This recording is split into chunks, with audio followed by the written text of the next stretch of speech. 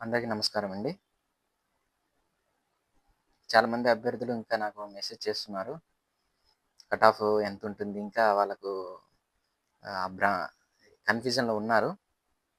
So, అతి త్వరలో results వస్తాయని ఆల్రెడీ చెప్పాము. గత వీడియోలో చెప్పుకున్నాము. రిజల్ట్స్ అయితే ఎర్లీ‌గా వస్తాయండి. No problem. So, cut off గురించి తర్వాత డిస్కస్ చేద్దాం. సో, ఈరోజు నేను మీ ముందు తీసుకొచ్చిన టాపిక్ ఏంటంటే, ఆంధ్రప్రదేశ్‌లో జరిగినటువంటి మెయిన్స్ ఎగ్జామినేషన్ తీరు మీకు ఆల్రెడీ తెలుసు. దానికి నేను ఈరోజు చెప్పబోయే ఈరోజు చెప్పే ఈ టాపిక్‌కి ఏమన్నా అడాప్ట్ అడాప్ట్ చేసుకున్నారా? చేసుకున్న వాళ్ళు చేసుకున్నారా ఏమన్నా సంబంధించినటువంటి ఇష్యూకి. సో, మీరే ఫైనల్‌గా దీనికి సంబంధించిన కామెంట్ చేయండి ఏమన్నా ఉంటే. సో, టాపిక్ ఏంటంటే బీహార్ పబ్లిక్ సర్వీస్ కమిషన్ రీసెంట్‌గా కంబైన్డ్ కాంపిటీషన్ ఎగ్జామినేషన్ 75వ 70 ఎగ్జామినేషన్ కండక్ట్ చేసింది. ఇప్పుడు డిసెంబర్ 2024లో డిసెంబర్ 14, 2024లో కండక్ట్ చేసింది. ఆ ఎగ్జామ్ ఓఎంఆర్ బేస్డ్ ఎగ్జామ్. అయితే ఆ ఎగ్జామ్ సంబంధించినటువంటి ఆహ్, ఎగ్జామ్ నోటిఫికేషన్ సంబంధించిన గడువు పూర్తయిన తర్వాత ఫస్ట్ ఇనిషియల్లీ టెంటేటివ్ డేట్ యొక్క ఎగ్జామ్ డేట్ ఇచ్చారు. ఆ టెంటేటివ్ డేట్‌కి ఎగ్జామ్స్‌కు పబ్లిక్ సర్వీస్ కమిషను సరైనటువంటి ఫెసిలిటీస్ ఎగ్జామ్ షెడ్యూల్‌లు ఓహ్, అర టెంటేటివ్ డేట్‌లో కాకుండా డిసెంబర్ 14 కండక్ట్ చేసింది ఎగ్జామ్. డిసెంబర్ 14 కండక్ట్ చేసింది టెంటేటివ్ డేట్ కాకుండా. అయితే డిసెంబర్ 14 కండక్ట్ చేస్తూ పలానా రీజన్ అంటే సరైనటువంటి టెక్నికల్ ఇష్యూ ఎలా అంటే ఎగ్జామ్ సెంటర్‌కు ఫెసిలిటీ స్టూడెంట్స్‌కి సంబంధించి ఎగ్జామ్ సెంటర్స్ అలొకేషన్స్ గాని టెక్నికల్ ఇష్యూస్ వల్ల మేము ఇలా ఎగ్జామ్ వాయిదా వేస్తున్నాం. సో, డిసెంబర్ 14 ఎగ్జామ్ జరుగుతుందని షెడ్యూల్ ప్రాపర్‌గా ఇష్యూ చేశారు. అది బీహార్ జరిగినటువంటి పబ్లిక్ సర్వీస్ కమిషన్ ఒక నోటిఫికేషన్ ఇస్తూ కన్ఫర్మ్ చేసి డిసెంబర్ 14 ఎగ్జామ్ షెడ్యూల్ ఇచ్చింది. సో, ఆ బీహార్ పబ్లిక్ సర్వీస్ కమిషన్ ఈ సీసీ ఎగ్జామ్ రాసేటువంటి అభ్యర్థులు చాలామంది యాజ్ యూజువల్‌గా వాళ్ళ ప్రిపరేషన్‌ను ఎగ్జామ్స్ కోసమని సీరియస్‌గా ఉన్నారు. కొంతమంది ఉంటారు. సో, ఇంకా ప్రతి దాంట్లో ఉంటారు కదా కొంతమంది.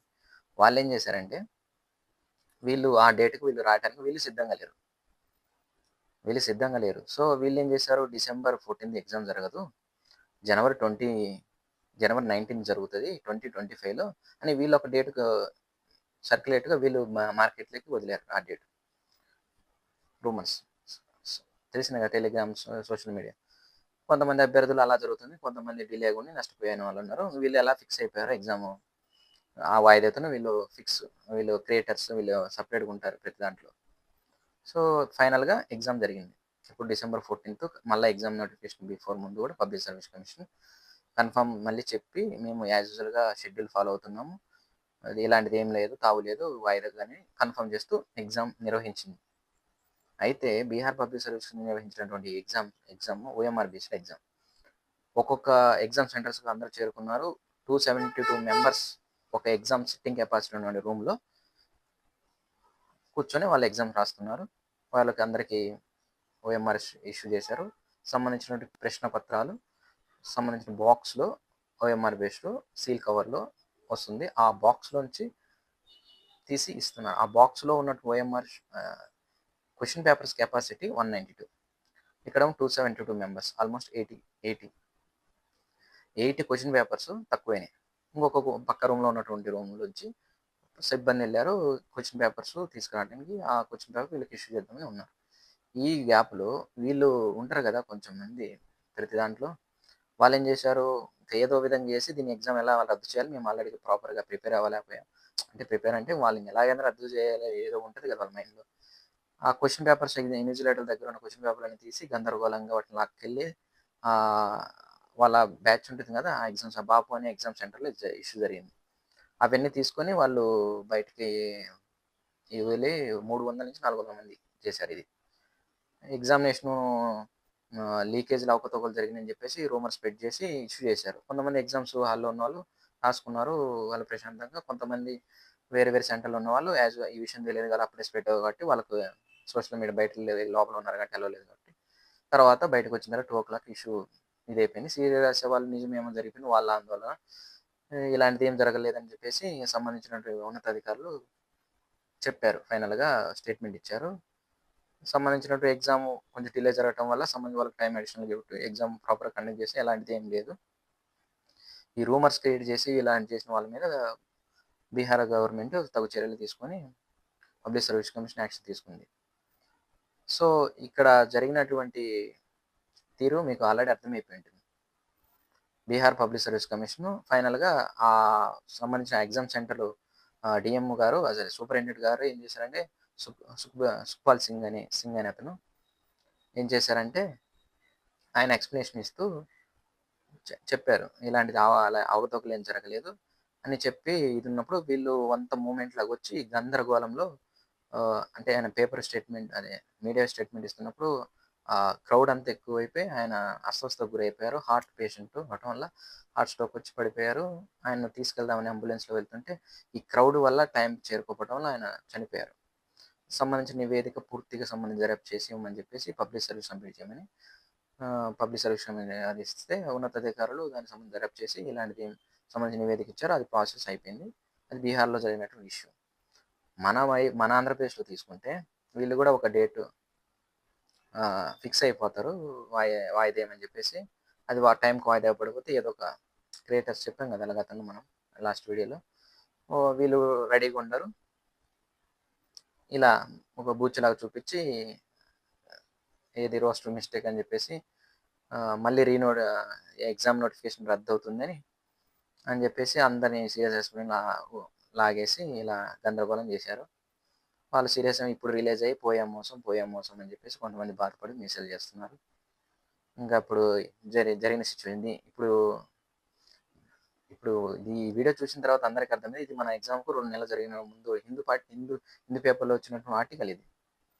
ఆ రోజు డిసెంబర్ 24 అనుకుంటా డేటు. ఆ ఆర్టికల్‌లో డిసెంబర్‌లో వచ్చినటువంటి ఆర్టికల్‌లో క్లియర్‌గా ఇదంతా ఉంది. 2 నెలల ముందు జరిగింది. దీన్ని ఏమైనా అడాప్ట్ చేసేసుకొని మనం కొత్తగా కొంచెం కాపీరైట్స్ పోతాయి కదా! వాళ్ళలాగా ఇలా చేస్తే మనకు సెపరేట్ కదా! సేమ్ ఎలా చేస్తారు అని వీళ్ళు కొత్తగా ఏమన్నా క్రియేట్ చేసి అందు నుంచి అడాప్ట్ చేసుకున్నారా ఏమన్నా? ఒకటి.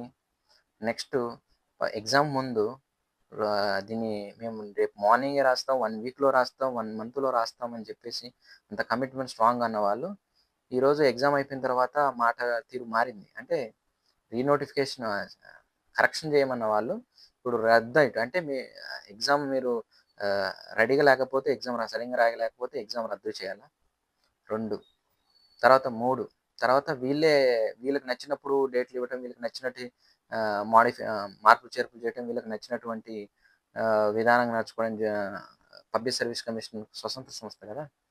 అది ఎలా చేస్తుంది? 3 మళ్ళా వీళ్ళు నోటిఫికేషన్ రద్దవుతుంది. ఇది చెత్త పేపరు నోటిఫికేషను 1500 వస్తున్నాయి. కొత్త ఇది క్యాన్సలేషన్ చేస్తుంది. ఈ చెత్త పేపర్ అని వీళ్ళు అంటున్నారు. ఆ చెత్త పేపర్‌లో ఈ పేదరికంలో ఉండి చాలా చాలా ఇబ్బందులు పడి దీంట్లో కమిట్మెంట్ సంవత్సరాల తరబడి కూర్చొని ఎన్నో సాక్రిఫై చేసి కష్టపడినటువంటి నిరుద్యోగులు వాళ్ళేం చేశారు? Public service commission tough paper ఇచ్చినా, ఈజీ పేపర్ ఇచ్చినా అందరూ మెంటల్‌గా ఫిక్స్ అయ్యి రాసిన వాళ్ళు విజేతలు ఎవరైతే వాళ్ళే సక్సెస్. సో, ఇది వాళ్ళు మీకు అనుకూలంగా కాకపోతే అది రద్దవుతుంది. మీకు అనుకూలంగా ఉంటే అది కంటిన్యూ అవుతుందని మీరెలా డిసైడ్ చేసి చెప్తారు? సీరియస్‌గా రాసిన అభ్యర్థులకొస్తది. అది ఎంతమంది 900 మందే గదా! 99,00,000 మంది రాసినా, 5,00,000 మంది రాసినా ఆహ్, ఎన్ని లక్షల మంది రాసినా, ఆ 900 మందే ఎవరు మెరిట్ ఉంటే వాళ్ళకొస్తది. వాళ్ళే తప్పు చేయలేదు గదా! రిజల్ట్ ఇచ్చిన తర్వాత వాళ్ళకే ఇస్తాయి. వాళ్ళకే వస్తాయి గదా! జాబ్‌లన్నీ. దాంట్లో వాళ్ళేం కాదు. సంతోషంగా వాళ్ళని అప్రిషియేట్ చేయాలండి.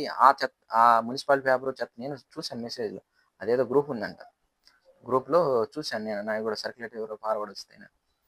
చెత్త పేపరు, మున్సిపల్ పేపరు, ఈ ఎగ్జామ్ జీవితంలో వాళ్ళు ఎప్పుడు ఎగ్జామ్ రాయాలి, ఏ టెస్ట్ రాయాలి, ఇది వచ్చేసరికి వాళ్ళు ఈ చెత్త పేపర్‌ని ఏదేదో రూమర్స్ వల్గర్‌గా చేశారు కామెంట్. ఆ చెత్త పేపర్ అయినా, ఏ పేపర్ అయినా దాంట్లో నీకు రాకపోయే కంటే వాళ్ళు ఎక్కువ మార్కులు సాధించినంటే నీకంటే 1 మార్క్ ఎక్కువొచ్చినా వాళ్ళు గదా విజేతలు. ఇది రేస్ కదా! కాంపిటీషన్ ఎగ్జామ్ గదా! సో, దాన్ని ఎక్కువ నేను మాట్లాడను.